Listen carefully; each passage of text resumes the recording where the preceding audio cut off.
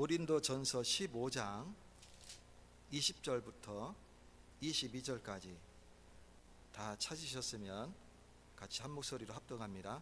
그러나 이제 그리스도께서 죽은 자 가운데서 다시 살아나셔 잠자는 자들의 첫 열매가 되셨도다. 사망이 한 사람으로 말미암았으니 죽은 자의 부활도 한 사람으로 말미암는도다. 아담 안에서 모든 사람이 죽은 것 같이 그리스도 안에서 모든 사람이 삶을 얻으리라. 아멘. 오늘 큰 은혜 받으시는 날 되시기 바랍니다. 기독교의 키는 뭐냐면 예수님이 죽으시고 부활하심이죠. 예수님의 부활이 없으면 우리의 믿음이 다 헛것입니다. 예수님이 부활하셨기 때문에 우리가 새 소망을 갖게 된 것이죠. 고린도전서 15장 14절에 우리가 안 읽었지만 앞절에 보면 그리스도께서 다시 살아나지 못하셨으면 우리가 전파하는 것도 헛것이요 너희의 믿음도 헛것이며, 또 17절에 또 반복되죠. 그리스도께서 다시 살아나지 못하셨으면 너희 믿음도 헛되고 너희가 여전히 죄 가운데 있을 것이라. 예수님이 죽으시고 부활하심은, 죽으심은 우리의 죄의 용서지만 부활하심은 우리가 영생을 얻는, 우리가 미래의 새 소망을 우리가 갖게 된 것입니다. 저와 여러분이 예수님의 부활을 정말 누리시는 날 되시기를 축원드립니다. 그래서 성경은 분명히 선언을 하고 있죠. 이제 그리스도께서 죽은 자 가운데서 다시 살아나셨다. 저와 여러분의 마음속에 주님이 다시 부활하심이 깊이 간직되는 날 되시기를 축원드립니다. 예수님이 피와 살을 나누시고 너희는 이것을 기념하라 그랬어요. 기념이 잘못 이해하면 그냥 기념식 이 정도로 이렇게 생각할 수 있지만, 원래 기념이란 말은 염에 새겨라 이 뜻이에요. 기념. 우리 기억하고 기념하고 달라요. 그래서 기억하라는 건 우리가 기억하는 거지만 우리의 녹쇠에 새기는 것이 기념이에요. 너희는 이것을 반드시 기억하라 이 뜻이죠. 새겨서 기억하라. 오늘 저와 여러분이 우리 영혼 속에 주님이 부활하심을 간직하시는 날 되시기를 축원드립니다. 그러면 이 부활이 우리에게 어떤 의미가 있는지 세 가지로 나눠서 한번 살펴보는 시간을 갖도록 하겠습니다. 예수님은 죽은 자 가운데서 다시 살아나셨어요. 그것은 우리에게 첫 열매가 되시기, 오늘 본문 20절에 잠자는 자들의 첫 열매가 되셨도다. 첫 열매는 또 뒤에 계속 열매가 이어진다는 뜻이죠. 그래서 첫 열매예요. 단번 열매를 끝나버리면 그냥 첫 열매라는 소리를 안 하죠. 그냥 열매라고 이렇게 표현을 합니다. 근데 첫 열매라고 하셨기 때문에 이 얘기는 뭐냐면 예수를 믿는 모든 자들 다 똑같이 부활한다는 그 부활의 소식이 우리에게 들려지는 것입니다. 고린도전서 15장 오늘 본문 20절에 보면 그러나 이제 그리스도께서 죽은 자 가운데서 다시 살아 잠자는 자들의 첫 열매가 되셨도다. 또 골로새서 1장 18절에 보면 그는 몸인 교회와 교회의 머리시라. 그가 근본이요 죽은 자들 가운데서 먼저 나신 이시니 이는 친히 만물의 으뜸이 되려 하심이요. 이 교회의 머리가 되신 분이시고 그가 근본이세요. 뿐만 아니라 죽은 자들 가운데서 먼저 나신 이시다. 부활하셨다는 뜻입니다. 이는 친히 만물의 으뜸이 되려 하심이다. 저와 여러분이 예수 그리스도를 믿음으로 말미암아 우리가 살게 될 뿐만 아니라 이제는 부활의 소망이 우리에게 있기 때문에 천국 소망을, 영생의 소망을 가지시는 날 되시기 바랍니다. 이 죽음을 영원히 깨뜨리신 분이세요. 왜 죽음의 영혼이 깨뜨리셨느냐? 우리는 이미 죽은 영혼이에요. 죄 가운데 태어났기 때문에 그 죄의 삭은 사망이라. 로마서 6장 23절에 말씀하고 있습니다. 그 죄의 값으로 우리가 죽었는데 그리스도의 피로 말미암아, 그분이 죽으심으로 말미암아 우리의 죄가 용서되어지고, 이제 그가 다시 살아나시는으로 말미암아 우리가 부활의 새 소망을 갖게 된 것입니다. 요한복음 14장 19절에 내가 살아 있으므로 너희도 살겠으므로, 너희도 산다 이 뜻이죠. 이게 부활의 시작입니다. 이 부활이 나와 상관이 없는 먼 미래의 사건이 아닙니다. 이미 부활은 내게서 시작된 거예요. 그래서 우리 죽었던 영혼이 그리스도로 말미암아 산 영혼이 된 것입니다. 그래서 부활의 약속의 그 속에 우리가 살아가는 겁니다. 미래에 이루어질 부활 사건이지만 이미 그것이 내게 와 있는 거예요. 그래서 지금 그 부활의 소망을 가지고 우리가 살아가게 되는 거예요. 이것은 마치 뭐와 같냐면, 우리가 이 건물을 계약했어요. 내가 살 아름다운 집을 다 계약을 했어요. 그러면 이 집이 미래에 이제 중도금을 치르고 잔금을 다 치르면 내 집이 되는 것이죠. 그죠? 근데 계약을 한 그 상태에 이미 이 집이 내 것이나 마찬가지란 말이에요. 나에게 이미 소유권이 이전하겠다라는 약속의 증표예요. 그게 계약이잖아요. 그죠? 예수님의 부활은 우리의 미래의 그 부활 새 소망을 가지고 우리에게 주신 약속입니다. 그 언약의 축복을 누리시는 날이시 바라겠습니다. 사도행전 26장 23절에 그리스도가 고난을 받으실 것과 그가 죽은 자 가운데서 먼저 살아나사 우리보다 먼저 살아나시고 이제 믿는 우리에게도 똑같이 부활의 소망을 가지고 부활체로서 살아나게 되는 것입니다. 그러면 이 첫 열매가 되셨는데 두 번째는 무슨 의미가 있느냐? 우리가 죄 가운데 살게 되는 거예요. 우리는 첫사람 아담으로 인해서 창세기 3장 4절과 5절에 보면 그가 범죄함으로 우리가 이미 죄 가운데 있게 되고 그 죄와 악은 하나님과 같이 할 수 없어요. 하나님은 거룩하신 분이시기 때문에 같이 할 수 없기 때문에 세상 가운데로 내쫓긴 바 되고, 그리고 그 내쫓긴 영혼이 사단의 그늘 아래, 사망의 그늘 아래에 딱 놓이게 된 겁니다. 저와 여러분이 이미 죄를 지었기 때문에 로마서 6장 23절 죄의 삭은 사망이라. 우리의 영이 다 죽어 있는 거예요. 죽은 영을 가지고 있는 거예요. 산 영이 아니고 죽은 영. 아담은 그 한 사람으로 인해서 사망이 모든 인류에게 들어오게 된 것입니다. 남자와 여자 사이에서 태어난 모든 사람은 다 아담의 후손이죠.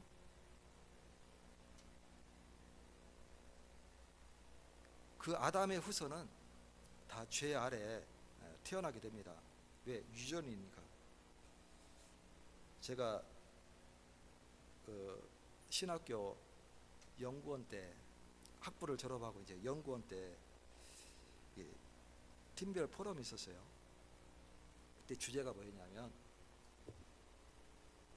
이 아담의 죄가 어떻게 우리에게 전이가 되느냐. 그 죄가 전이가 되는데 그러면 그 여러 가지 주제가 이렇게 나왔어요. 그러다가 이제 한 명이 어떤 화두를 던졌냐면, 그러면 부모 없이 병원에서 시험관 아기가 태어나는데 이 아이는 그러면 죄를 전가받은 거냐, 이렇게 물었어요. 거기에 대해서 이제 여러 가지 이제 의견들이 나오죠.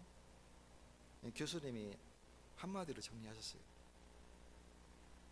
시험과 나기도 남자의 정자와 여자의 난자를 통해서 태어난다. 아담의 죄가 그대로 전이되는 것이다. 키워준 부모는 없지만 실험실에도 태어나고 거기서 이렇게 자라지만 똑같은 우리 아담의 후손이라는 거죠. 아담의 후손된 우리는 죄 아래 태어나게 되는 것입니다. 로마서 5장 12절에 그러므로 한 사람으로 말미암아 죄가 세상에 들어오고 죄로 말미암아 사망이 들어왔나니. 한 사람이 죄를 범했는데 우리 모두가 다 죄를 범한 거예요. 나는 아무 잘못도 없는데 왜 죄를 범했다고 합니까? 갓 태어난 아이가 한 살도 되기 전에 죽었어요. 예전에는 그런 일 많았었잖아요, 그죠? 그러면 이 아이는 천국에 갑니까? 지옥에 갑니까? 그거에 대한 여러 가지 학설이 많이 나왔습니다. 모든 사람이 죄를 범하였으며 하나님의 영광에 이르지 못하였다. 안타깝지만 하나님을 만나지 못했기 때문에 그 불쌍한 아이는 지옥으로 가게 되죠. 우리가 이것을 분명히 알아야 됩니다. 그래서 우리가 복음을 전해야 될 이유가 여기에 있는 겁니다. 아담이 하나님께 불순종했을 때 죄가 세상에 들어왔고 그 결과로 저와 여러분에게 사망이 들어오게 된 거예요. 이 사망이라는 것은 육체의 죽음을 얘기하는 게 아닙니다. 영의 죽음을 얘기하는 거예요. 그래서 영이 없다는 게 아니고 영을 소유했지만 하나님의 은혜가 단절된 영, 사망의 영이 되어진 겁니다. 창세기 2장 17절에 선악을 알게 하는 나무의 열매는 먹지 말라. 네가 먹는 날에는 반드시 죽으리라. 하나님이 분명히 말씀하셨어요. 근데 결국은 하와가 따서 먹고 남편에게 주매 남편이 받아서 먹었죠. 그 결과 그 영이 범죄한 영이 되어지고 하나님을 떠나게 되고 그리고 사망한 영이 된 것입니다. 로마서 3장 23절 모든 사람이 죄를 범하였음에 하나님의 영광에 이르지 못하였더니. 이것은 누구도 예외가 없습니다. 사람의 형상으로 태어났다고 그러면 모든 사람이 다 죄 아래 태어난 것입니다. 나는 평생을 아무 죄도 짓지 않고 깨끗하게 살아왔는데 죄인입니까? 죄인입니다. 우리는 근본 하나님을 떠나 있고 죄 아래 태어났기 때문에 모든 인간은 다 죄인입니다. 거룩한데 거룩한 저 사람이 죄인입니까? 보면 간혹 그런 분들 계시잖아요. 한 번씩 이렇게 거룩하고 이렇게 사람들에게 좋은 말 이렇게 하고 고난이 와도 그것을 다 뛰어넘어서 항상 이렇게 누가 봐도 저 사람은 의인이구나 할 정도로 그런 사람들이 있어요. 의인이 없습니다.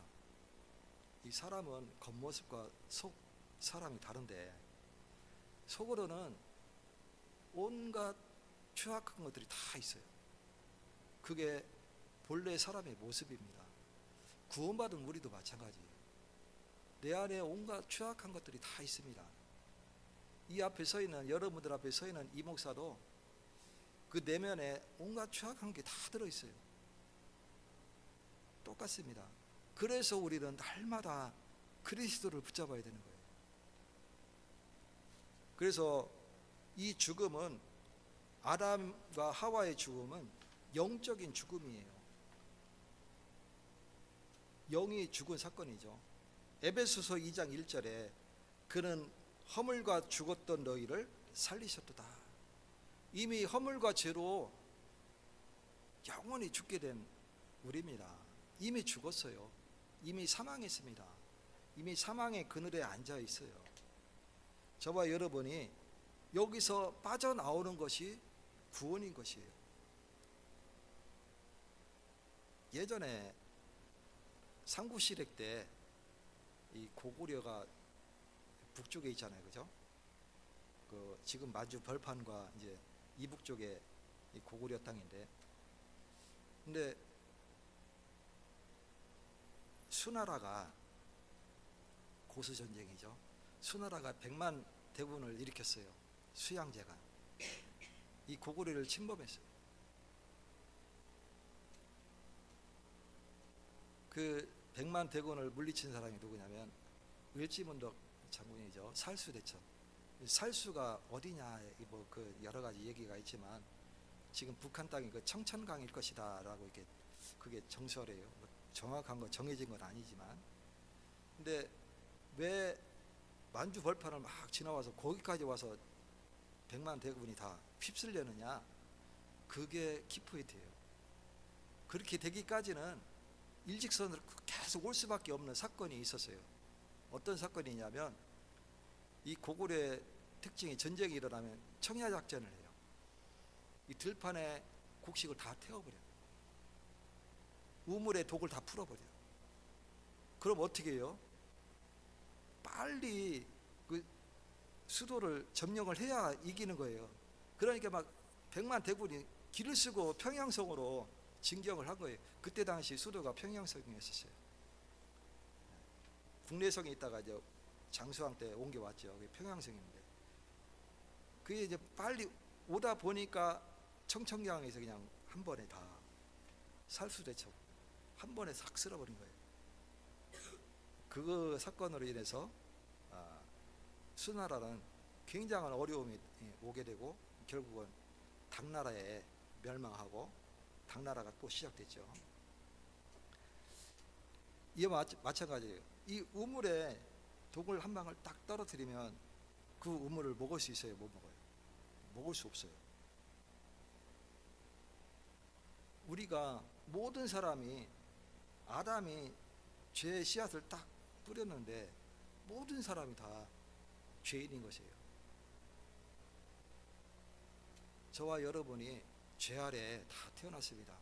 사람은 걸어갈 수가 없어요. 그래서 날마다 그리스도가 필요합니다. 세 번째로 어떤 의미가 있느냐? 예수님의 부활이 그리스도 안에서 모든 사람이 다 삶을 얻게 된 것이에요. 육체적 삶뿐만 아니라 우리의 영혼의 삶을, 영생을 얻게 된 것입니다. 22절에 그리스도 안에서 모든 사람이 삶을 얻으리라. 중요한 말은 그리스도 안에서.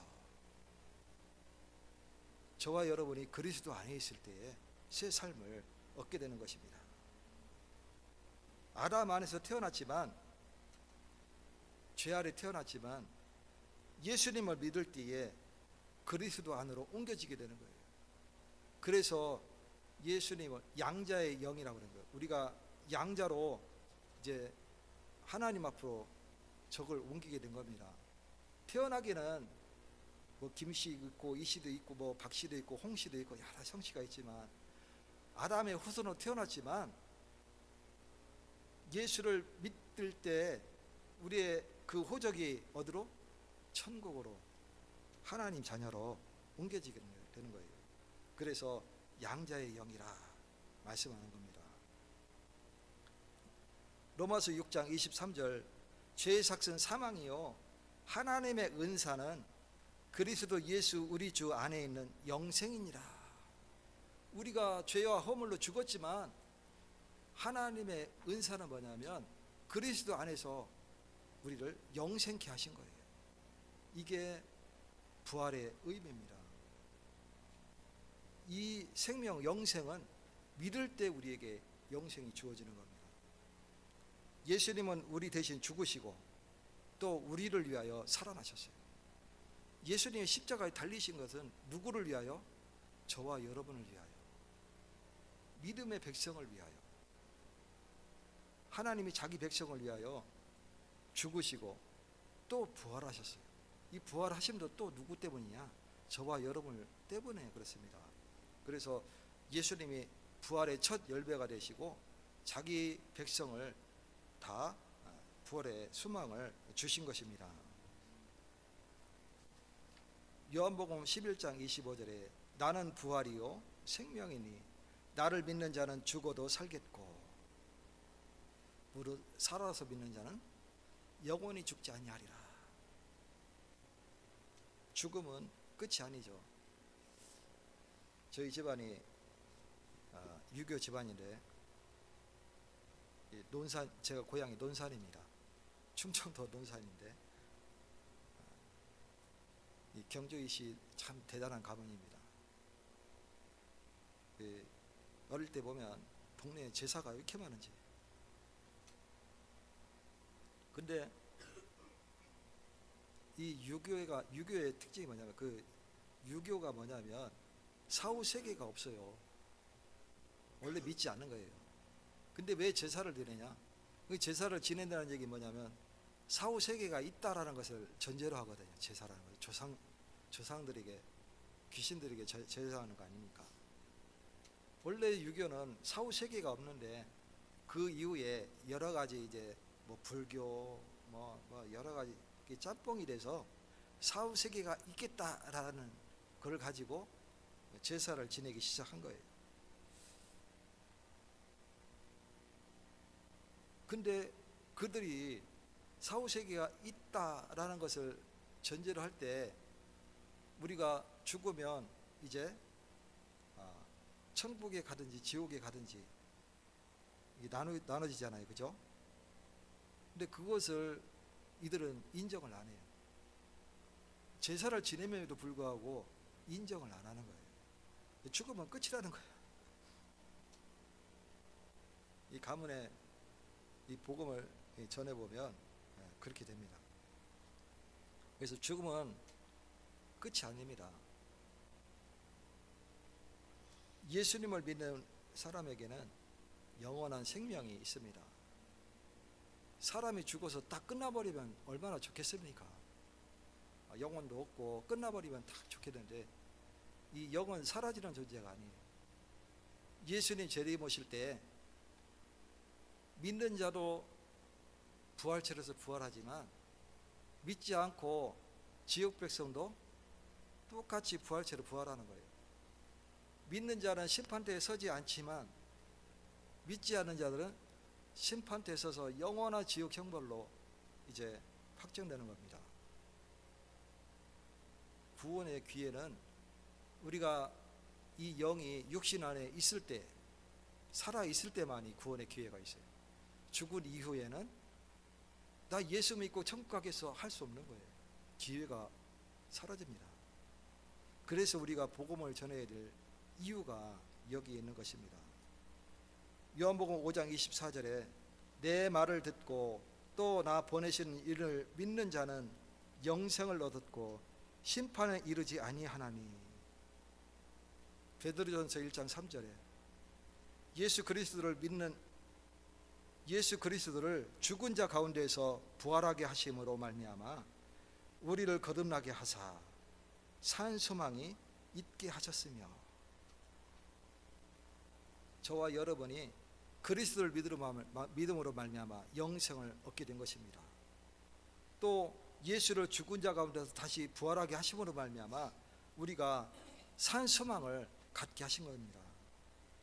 이 부활은 현재의 우리의 삶을 하나님이 소망을 주셔서 축복된 삶으로 살게 할 뿐만 아니라 우리 미래에 완전한 아까 보증이라고 하셨죠. 하나님의 보증으로 말미암아 미래의 소망을 우리가 갖게 된 것입니다. 지금은 그 아파트라든가 아파트 단지라든가 또 공공시설 전철역이라든가 이 모든 곳에 뭐가 있냐면 전기 충격기가 있어요. 심폐소생술 할 때 전기 충격기가 있어요. 다 비치되어 있습니다. 법적으로 다 비치되게끔 되어 있어요. 그래서 급한 일이 생기면 가서 아, 제동기라고 하죠. 예. 옛날 말로 그래요. 요즘은 심폐소생, 예, 전기 충격기 가져오세요. 그리고 한 사람은 막 뭘 하냐면 그 심폐소생술을 합니다.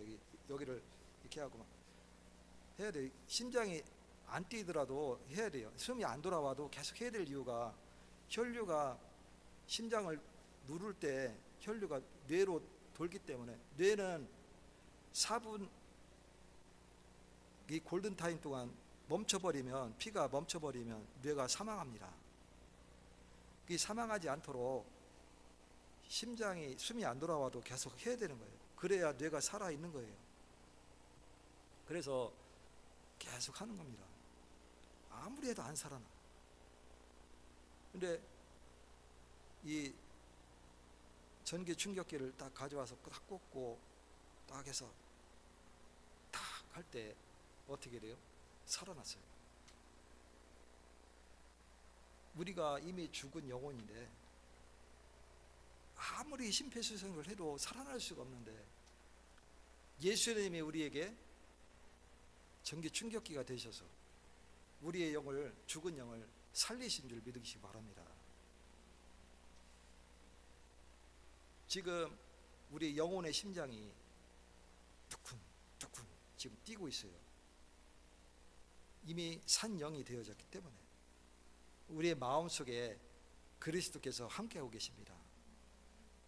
우리 육신의 심장은 심장이 여기 있죠. 영혼의 심장은 무엇일까요? 네. 혹자는 뭐라고 얘기하냐면 마음이 영혼의 심장이다. 이 마음속에 그리스도가 당기는 순간 영이 살게 된다. 저와 여러분이 내 마음속에 늘 그리스도가 함께 하시기를 축원드립니다. 결론적으로 이 부활은 우리의 현재와 미래를 살리십니다. 또 우리 인생을 완전히 바꾸는 것이 바로 부활 사건이에요. 예수님의 부활은 예전에 있었던 그 사건이 아닙니다. 지금 현재 우리에게 일어나는 현재 시점의 사건이죠. 아담 안에서 죽었던 인생이 그리스도 안에서 살아나는 그 날이 바로 오늘이 되시기를 예수 그리스도 이름으로 축원드립니다. 하나님 감사드립니다. 영 죽었던 우리를 그리스도 안에서 산 소망이 되게 하시고 예수님 부활하심으로 말미암아 영생을 얻도록 축복하시니 감사드립니다. 오늘 예배가 내 영혼을 살리는 소중한 예배가 되어지게 하시고 한 주간도 언약 안에서 그리스도와 늘 동행하며 하나님 안에서 참 축복을 누리는 한 주간 될 수 있도록 역사하여 주시옵소서. 예수 그리스도 이름으로 기도 올리옵나이다. 아멘. 지금은